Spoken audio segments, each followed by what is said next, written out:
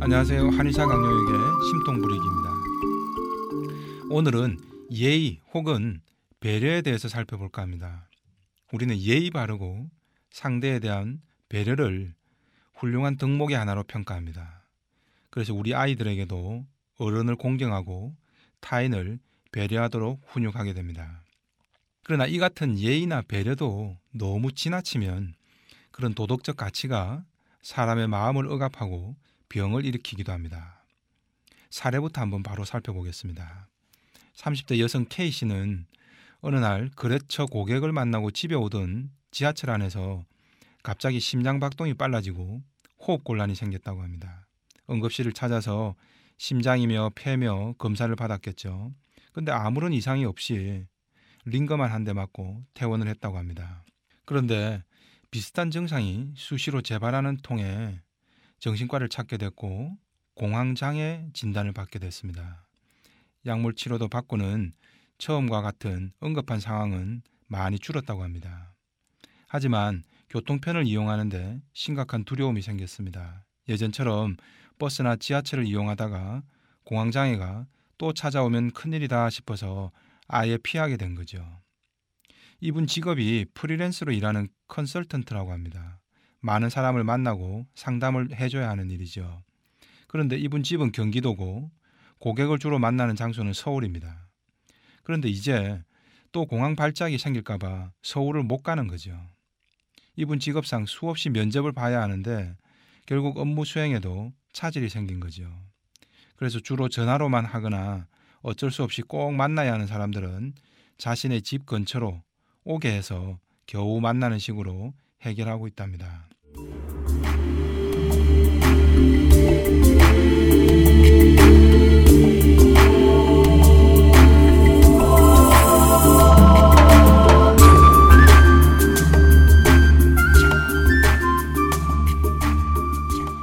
공황장애는 불안장애고 환자 자신은 당장 뭔가는 잘 모르겠지만 자신에게 임박한 과도한 불안이 무의식적으로 인지되면 신체화되면서 여러 가지 증상들이 나타납니다. 이를 근본적으로 치료하려면 결국 이분이 왜 불안해졌는가 하는 그 원인을 찾아야 합니다. 환자분은 크게 불안할 게 없는데 라고 말합니다.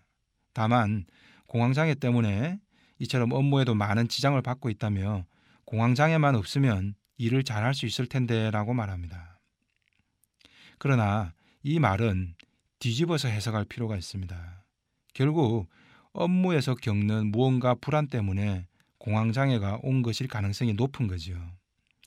공황장애가 생기면 남들이 멀쩡하게 다 이용하는 엘리베이터에서 숨이 막히고 차를 타고 이동하던 중에 심장이 갑자기 빨리 뛰고 막 죽을 것 같습니다.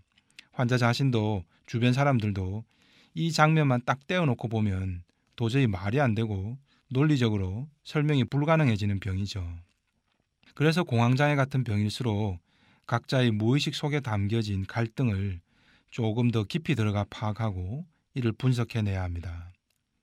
상담 결과 K씨 공황장애 원인은 억압된 예의 바름 혹은 지나친 배려와 관련된 것이었습니다. K씨는 성장 과정에서 반듯한 부모님 밑에서 웃 어른들이나 모든 대인관계에서 예의 바르고 공손하게 행동할 것을 주문받았습니다. K씨 역시 이 가치를 한 번도 의심해 보지 않았던 거죠. 심지어 노총각 오빠들이 셋씩이나 있는데 객지에서 함께 생활하면서 엄마처럼 뒷바라지를 다 해준 거죠. 오빠들은 여동생인 K씨를 마치 엄마 대하듯 밥 줘, 물 갖다 줘 라면서 매우 의지하는 시기였습니다. 그런데 K씨는 이런 오빠들의 태도를 한 번도 지나치다, 이것 때문에 힘들다라고 생각하기보다는 당연히 자신이 감당해야 할 부분이라고만 생각했습니다. 이런 성품이다 보니 직장에서의 평판은 어땠을까요? 아주 좋았겠죠. 고객들도 K씨만 찾는 이들이 늘어났고 실적도 당연히 좋았을 것이고 회사에서도 좋아했겠죠. 이 모든 게 바로 K씨의 예의 바르고 배려심이 깊은 대인관계 태도 때문이겠죠.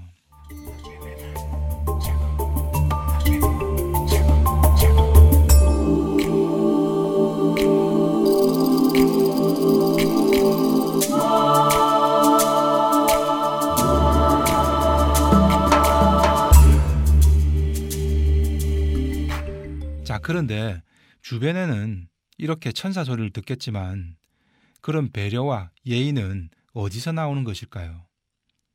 진짜 K씨가 천사여서 자연스럽게 나오는 것일까요? 아닙니다. 자기 자신을 억압하고 쥐어짜서 나오는 에너지라는 거죠. 백화점이나 감정 노동을 하는 점원들을 보면 얼마나 친절합니까? 그게 진짜 마음에서 우러나오는 친절일까요? 아니면 말 그대로 힘겨운 감정의 노동일까요? 그냥 어디서 뚝딱하고 주어지는 것이 아니라 자기 자신을 가장 모질게 억압해서 만들어낸 결과라는 거죠. 그래서 배려도 지나치면 병이 됩니다. 남들은 참 사람 좋다라고 하겠죠. 그러나 공자도 논어에서 한 고을의 모든 사람이 다 좋다 하는 사람은 진정한 군자가 아니다라고 했죠. 선한 사람은 좋다고 하겠지만 악한 사람이 볼 때는 나를 못됐다라고 할 때 진정 내가 착하게 잘 살고 있는 거라는 말이죠. 그런데 상대가 선하든 악하든 상관없이 모든 사람들의 비위를 다 맞춰주려고 하는 것, 이건 내가 모질고 악하게 살아가는 겁니다. 이것을 배려라고 착각하게 되면 종국에는 내가 힘들어질 수밖에 없는 거죠. 자, 우리가 수없이 마주하는 대인관계는 어떻습니까? 세상에는 인격적으로 훌륭한 분들도 계시지만 갑질이나 진상짓을 하려는 이들도 많습니다. 모두 다 맞춰주려면 말 그대로 힘겨운 감정노동이 필요할 수밖에 없습니다. 그러나 K씨는 그래도 오빠들이니까, 그래도 내 고객들이니까 라며 무조건 예의 바르게 맞춰줘야 한다는 결론만 내려왔던 거죠. 그런데 이건 K씨의 머릿속 결론입니다. 가슴 속, 즉 무의식 속에서는 그리 간단치가 않은 거죠. K씨도 인간이기에 이 같은 괴로운 상황에서 정반대의 생각과 감정들이 끊임없이 솟구칠 수밖에 없었던 겁니다. 문제는 K씨의 예의 바름이라는 가치가 어려서부터 강하게 형성되었고 또 사회적으로도 적응하는데 최적의 가치라는 생각이 너무 강했던 거죠. 그래서 벗어나고 싶은 욕구를 또다시 옥죄고 무엇이 깊숙이 감춰버리는 그런 과정이 반복된 겁니다. 그러나 어느 날 더 이상은 못 견디겠다고 무의식에서 일종의 시위 내지는 쿠데타를 일으킨 것이 바로 공황장애로 이어진 겁니다. 심장이나 폐가 뜬금없이 빨리 뛰게 된 것이 아닙니다. 내가 이대로 살다가는 정말 죽을 것 같다는 그런 무의식에 억압된 불만과 그로 인한 불안이 심장과 폐를 갑자기 빨리 뛰게 만드는 것이죠. 물론 이런 설명을 처음 들려줬을 때 K씨 역시 처음 반응은 그 정도는 뭐 나한테 큰 스트레스도 아닌 것 같은데 라고 말합니다. 그러나 하나씩 과거 사례들을 구체적으로 되짚어보자 K씨가 얼마나 진상 고객들을 피하고 싶었고 그로 인해 모든 고객들이 전부 다 싫어지기도 했었다는 자기 마음을 알 수 있게 됐습니다.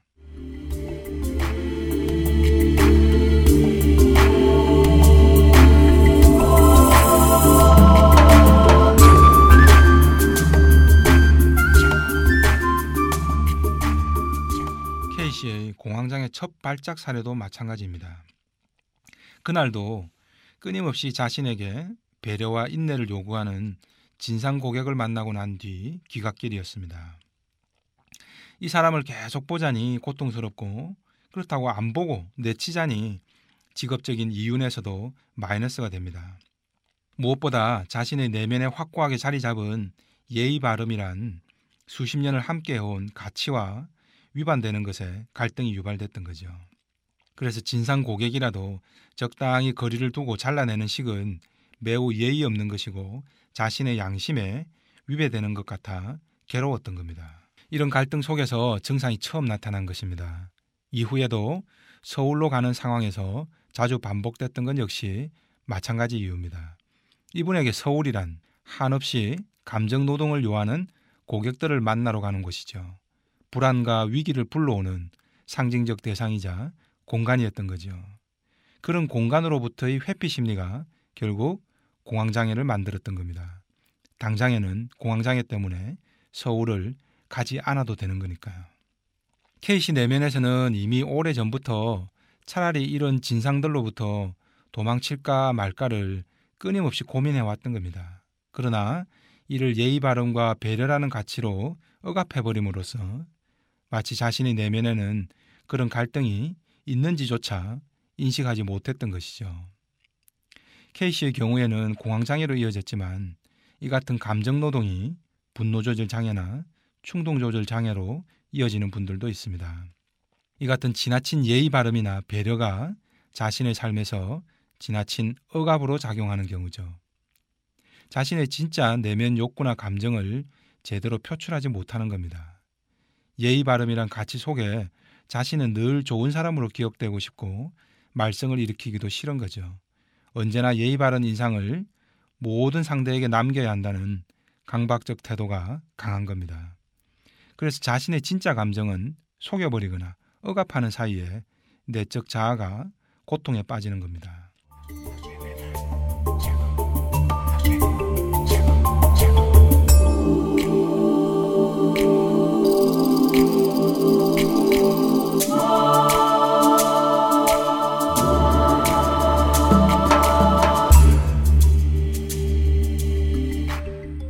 사상의학적으로는 예를 타고난, 그래서 웬만하면 상대에게 참고 맞춰주려는 성정이 강한 태어민들이 이 같은 어려움에 노출되기가 쉽습니다.